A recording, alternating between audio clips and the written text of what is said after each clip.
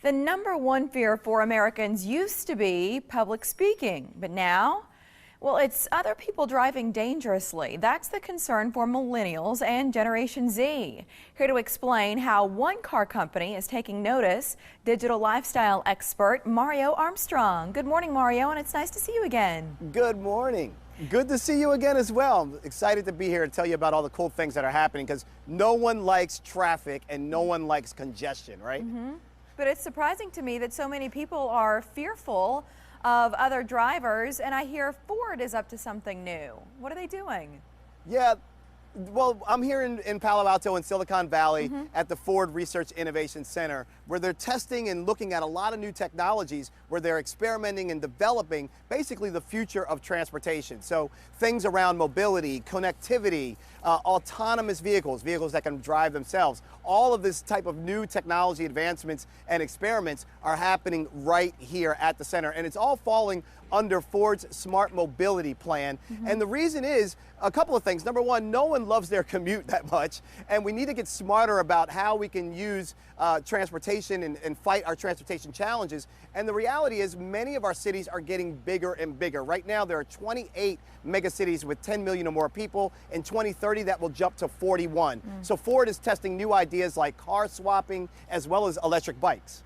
So they're testing some ideas now, but as you're talking about this initiative, are there some features that are already available? Some of the things that are already available are going to be like in your dashboard. You're going to be able to see this summer, you're going to see vehicles like the Ford Fiesta as well as the Ford Escape. Their dashboard, the Vehicle Communication and Entertainment Center there, has Sync 3. Sync 3 looks amazing. It looks like you're touching a smartphone screen or a tablet screen. You're able to pinch and zoom, really easy to navigate easily through maps. Tons of apps that are going to be available right there at your fingertips, and you can swipe really easily. So it's a very easy to use touchscreen system that controls all your entertainment and communication needs. And like I said, that'll be on the Ford Escape and the Fiesta. But one of the things that's not out just yet that's kind of interesting, because when you think of Ford, right, you normally think of an automobile company. But look at these bikes. These are electric bikes that Ford is into now. Those are awesome. And the reason why, one of the things, check this out. I got a chance to check out something really cool, Mary. It's called InfoCycle. Look at this. The InfoCycle is an ability for me to have a bike that also has sensors on the bike. And that's going to tell me a lot about everything. The terrain that I'm in, my commute to work, if I use my bike for commuting, my speed, my heart rate, all types of things that I'll be able to get to from that, which is ultimately going to help us with urban transportation.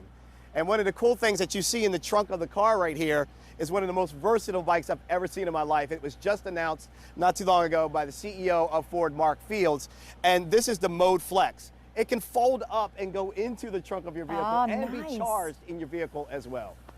Nice. Is there a scooter there too, or what's that? I don't know, that other the white piece there next to the bike. What's that? This little guy right here. This little bike, the whole idea is that they're coming up, you can see there's a variety of different bikes here. They're coming up with different form factors and different styles for different types of use. Some people are going to want to use it for commuting, others might use it for their business or their delivery systems. So there's a lot of different styles, a lot of different form factors and sizes that Ford is developing. This is cool stuff, Mario. Is there a website that has more information about it?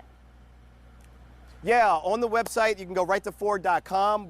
There's also things like wearables now, being able to use the MyFord mobile app right on your smartwatch. Look, on your smartwatch, you're going to be able to turn on your car, like remote start your car from your watch.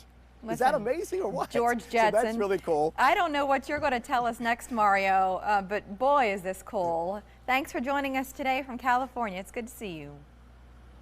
Good to see you too. Thank you.